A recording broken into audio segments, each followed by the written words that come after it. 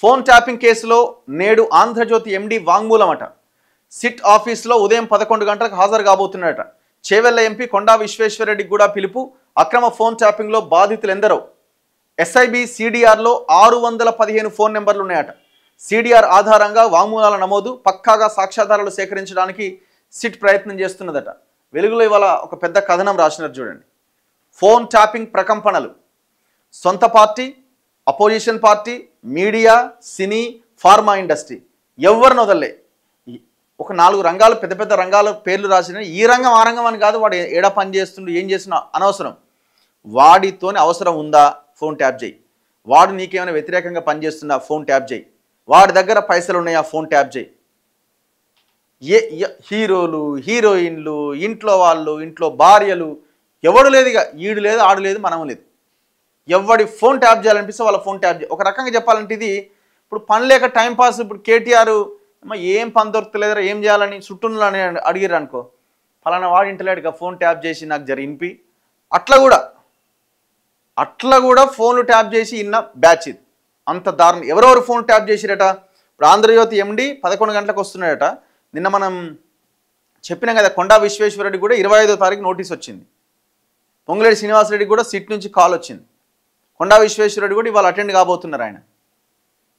ఆయనే కాదు, high court judge phone tap అయిందట. ఆయన భార్య ఫోన్ కూడా ట్యాప్ అయిందట. ఇప్పుడు హైకోర్టు జడ్జి ఫోన్ ట్యాప్ చేశారంటే సరే, మీరు ఏదన్నా జడ్జిమెంట్ మీకు వ్యతిరేకంగా వస్తుందా, అనుకూలంగా వస్తుందా, ఆ జడ్జి ఇంకెవరుతున్నాడు మాట్లాడుతున్నాడు అని ఫోన్ ట్యాప్ చేసి ఉండొచ్చు. మరి జడ్జి భార్య ఫోన్ ఎందుకు రాబాయి మీకు? జడ్జి భార్య ఫోన్ కూడా ఎందుకు ట్యాప్ చేసినట్టు? 16 మంది హైకోర్టు జడ్జిల ప్రొఫైల్స్ని సిద్ధం చేసిరట. 16 మంది హైకోర్టు జడ్జిల ఫోన్లు ట్యాప్ చేసిరట. త్రిపుర గవర్నర్, హర్యానా గవర్నర్ ఇంద్రసేనారెడ్డి, దత్తాత్రేయ ఫోన్లు కూడా ట్యాప్ అయినాయట. రోజు రోజుకి పెరిగిపోతున్న బాధితుల సంఖ్య. సిట్ ఆఫీస్కి క్యూ కడుతున్నారు. నా ఫోన్ ట్యాప్ అయిందా, ఎప్పుడు, ఎలా అని బాధితుల ప్రశ్నలు. 4200కు పైగా ఫోన్ నెంబర్లు ట్యాప్ అయినట్టు గుర్తింపు. ఇప్పటికే 257 మంది సాక్షుల నుంచి స్టేట్మెంట్ల రికార్డ్. బెయిల్ రాక 10 నెలలుగా జైల్లోనే పోలీస్ అధికారులు. ప్రధాన నిందితుడు ప్రభాకర్ రావుకు చుక్కలు చూపిస్తున్న సిట్. తెర వెనక సూత్రధారులను బయటకు తీయడమే లక్ష్యంగా దర్యాప్తు. ఈ దర్యాప్తులో గనక ఏమైనా అటు ఇటు అయిందంటే ఈ ప్రభుత్వానికి మామూలు చెడ్డ పేరు రాదు. ఎందుకంటే ఇది చాలా భయంకరమైన విషయం. ఎట్లీస్ట్ మీరేమైనా ఇందులో ఫైనాన్షియల్ ట్రాన్సాక్షన్స్ లేవు, సరే ఉన్నా కూడా ఎవరైనా బెదిరించి ఫోన్ ట్యాప్ చేసినా ఒకటి ఉండొచ్చు. ఫోన్ ట్యాప్ చేసి వాళ్ళ దగ్గరికి వెళ్ళి బెదిరించి డబ్బులు తీసుకోవచ్చు. కానీ ఈ గవర్నమెంట్లో ఉన్న వాళ్ళకి ఇందులో ఇన్వాల్వ్ అయిన వాళ్ళు ఎవరు ఉండకపోవచ్చు. ఇప్పుడు ఫర్ ఎగ్జాంపుల్ భూముల కబ్జాలు ఉన్నాయనుకోండి, మధ్యలో రియల్ ఎస్టేట్ వాడు ఉంటాడు, వాళ్ళకి వీళ్ళకి సంబంధించినోడు. మెగా కృష్ణారెడ్డి మీద చర్యలు తీసుకోవాలి, కాళేశ్వరం మీద మాకు కూడా డబ్బులు ఇచ్చిండు, ఇట్లా కొన్ని కేసులు సైడ్ చేస్తున్నారు, కొన్ని కాంప్రమైజ్ అవుతున్నారు. అది పక్కన పెడితే ఈ పర్టికులర్ కేసులో అయితే కాంగ్రెస్కి సంబంధించిన వాళ్ళ ఇన్వాల్వ్మెంట్ అయితే ఉండదు కదా. అట్లీస్ట్ దీని మీదనైనా కేసు ఫైల్ చేసి లోపలేయండి అని మీ కాంగ్రెస్ లీడర్లే అడుగుతున్నారు. నేను ఎన్ఎం శ్రీనివాసరెడ్డి గారు ఇంటర్వ్యూ చేసిన, ఆయనే అంటున్నాడు, అరే దీని మీదనైనా చేయండి కనీసం అని. రాష్ట్రంలో ఫోన్ ట్యాపింగ్ వ్యవహారం బీఆర్ఎస్ సహా అన్ని పార్టీల్లో ప్రకంపనలు సృష్టిస్తోంది. మావోయిస్టులు, టెర్రరిస్టుల పేరుతో సామాన్యులు మొదలుకొని ప్రతిపక్షాలు, సొంత పార్టీ అనే తేడా లేకుండా మంత్రులు, ఎమ్మెల్యేలు, ఎంపీలు, ఎమ్మెల్సీలు, ఇతర కీలక నేతలు, వారి అనుచరుల ఫోన్లను ట్యాప్ చేసినట్లు స్పెషల్ ఇన్వెస్టిగేషన్ టీం గుర్తించింది. వీళ్లతో పాటు కార్పొరేట్ కంపెనీల చైర్మన్లు, మీడియా సంస్థల చైర్మన్లు, సీఈఓలు, జర్నలిస్టులు, సినీ ప్రముఖులు, ఆఖరికి జడ్జిలు, జడ్జిల కుటుంబ సభ్యులు, వాళ్ళ డ్రైవర్లను కూడా వదలకుండా ప్రభాకర్ రావు టీం 4000కు పైగా ఫోన్ నెంబర్లను ట్యాప్ చేసింది. గత బీఆర్ఎస్ ప్రభుత్వ హయాంలో జరిగిన ఫోన్ ట్యాపింగ్ వ్యవహారంలో ప్రభాకర్ రావు, ప్రణీత్ రావును విచారిస్తున్న కొద్దీ సంచలన విషయాలు వెలుగులోకి వస్తున్నాయి. టెలికాం సంస్థలు ఇచ్చిన ట్యాపింగ్ లిస్ట్, నిందితుల ఫోన్ల నుంచి సేకరించిన ఎఫ్ఎస్ఎల్ రిపోర్ట్లు గత సర్కారు కుట్రలను బయటపెడుతున్నాయి.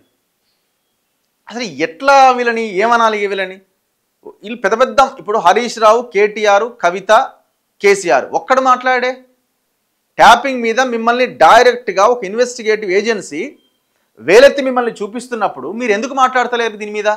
హరీష్ రావుకు నోరెందుకు వస్తలేదు? కేటీఆర్కు నోరెందుకు వస్తలేదు? మీరు ఎందుకు మాట్లాడతలేరు దీని మీద? ఫామ్ హౌస్లో వండిన కేసీఆర్ ఎందుకు దీని మీద మాట్లాడతలేడు? మీ చెంచా బ్యాచ్ ఉంటుంది కదా, మరి ఆ బ్యాచ్తోనే ప్రెస్ మీట్ పెట్టించి మాట్లాడించవచ్చు కదా. ఆ పని ఎందుకు చేస్తలేరు?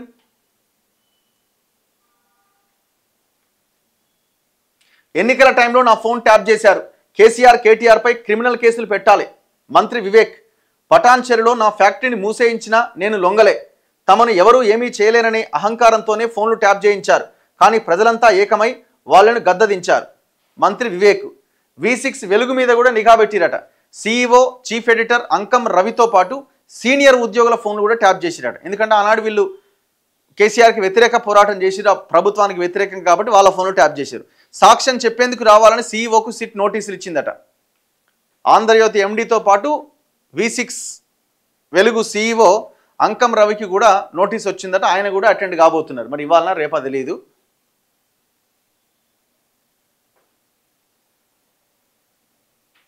ఎంత ఘోరం చూడండి. వందల సంఖ్యలో సాక్షుల వాంగ్మూలాలట. ఇంద్రసేనారెడ్డి దత్తాత్రేయ మాటలు కూడా విన్నారట. ఇప్పుడు ఇంద్రసేనారెడ్డి దత్తాత్రేయ వాళ్ళు బేసిక్గా వాళ్ళు పెద్ద ఇన్ఫ్లుయెన్స్ చేసే స్థాయి లీడర్లు కూడా కాదు. వాళ్ళు ఏదో గవర్నర్లుగా ఆయా రాష్ట్రాల్లో ఉంటున్నారు, సీనియర్ లీడర్లు. వాళ్ళకి గౌరవంగా వాళ్ళ పార్టీ వాళ్ళకి గవర్నర్లకు ఇచ్చుకున్నది. వాళ్ళ ఫోన్లు ట్యాప్ చేయాల్సిన అవసరం ఏమొచ్చింది? మరి ఇప్పుడు బీజేపీ వాళ్ళ ఫోన్లు కూడా ట్యాప్ అయినాయి కాబట్టి బీజేపీ కేంద్రంలో మీరే అధికారంలో ఉన్నారు, మీరు కూడా దీని మీద ఫోకస్ చేయాలి. దేశానికి సంబంధించిన విషయం ఇది, దేశ భద్రతకు సంబంధించిన విషయం ఇది. ఈ యవ్వనికి దొరికినంత వాడు దోసుకున్నాడు, యవ్వనికి అమ్ముకున్నంత వాడు అమ్ముకున్నాడు. అవసరమైతే కోర్టులు కూడా జోక్యం చేసుకోవాలి. ఇప్పుడు 16 మంది జడ్జిల ఫోన్లు ట్యాప్ చేసినప్పుడు సుప్రీంకోర్టు చీఫ్ జస్టిస్తో పాటు సుప్రీంకోర్టు కూడా రెస్పాండ్ కావాలా? అసలు ఏంది జడ్జిల ఫోన్లు ఎట్లా ట్యాప్ చేస్తారని.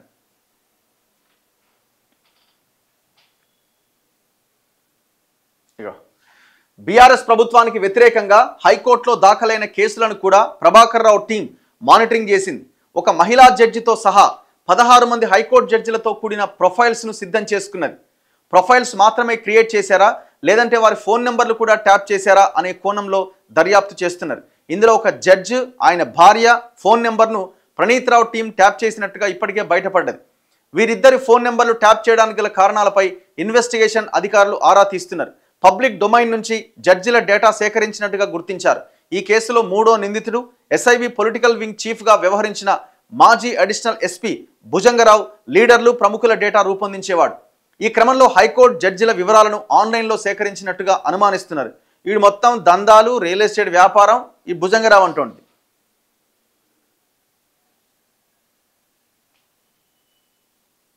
ఇగో తప్పని తెలిసి చిక్కుల్లో పడ్డారు.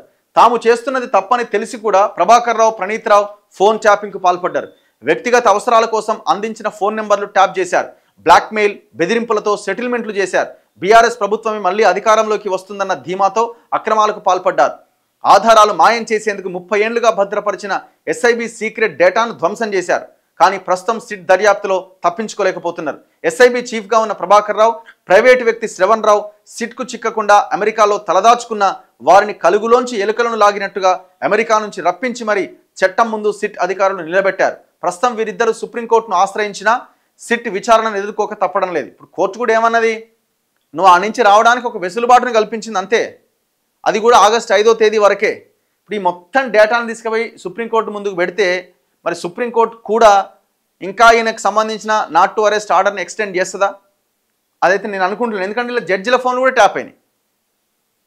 సుప్రీంకోర్టు ముందుగా 16 జడ్జిల ఫోన్లు, ఓ జడ్జి భార్య ఫోన్ కూడా ట్యాప్ చేసిరని సుప్రీంకోర్టు చాలా మంచి పని చేసిరని ఎక్స్టెండ్ చేస్తుందా? ఇది కేసు ఏడుదాకా. ఇప్పుడు అల్టిమేట్గా ఈ టోటల్ కేసులో బాస్ ఎవరంటే కేసీఆర్ అండ్ KTRది వీళ్ళు ఇద్దరే ప్రధానమైన దొంగలు వీళ్ళు ఈ ట్యాపింగ్ కేసులో. ఇది ఏడుదాకా తీసుకెళ్తారన్నది చూడాలి. నేనేమంటున్నాను, కనీసం ఒక్క మాట మాట్లాడతాడే ఒక బీఆర్ఎస్ నాయకుడు. సరే బీఆర్ఎస్ నాయకులు మిగతా నాయకులను పక్కన పెట్టండి, వాళ్ళు ఏదో ఆ పార్టీలో ఉన్నారు, వాళ్ళ పని వాళ్ళు చేసుకుంటూ వెళ్ళిపోయారు. ఈ కుటుంబం ఎందుకు మాట్లాడతలేదు? కల్వకుంట్ల కుటుంబం. ఇప్పుడు కవిత ఎందుకు మాట్లాడతలేదు? ఓ అన్న మీద యుద్ధం, తండ్రి మీద యుద్ధం అని పెద్ద పెద్ద మాటలు మాట్లాడుతుంది కదా. హరీష్ రావు పొద్దున్న లేస్తే ప్రెస్ మీట్లు పెడతాడు కదా, మరి హరీష్ రావు ఈ ట్యాపింగ్ మీద ఎందుకు మాట్లాడతలేడు? నీ ఫోనే ట్యాప్ చేసినట్టు నా బాబు చూసుకోజరా, నీ ఫోనే ట్యాప్ చేసినట్టు KTR.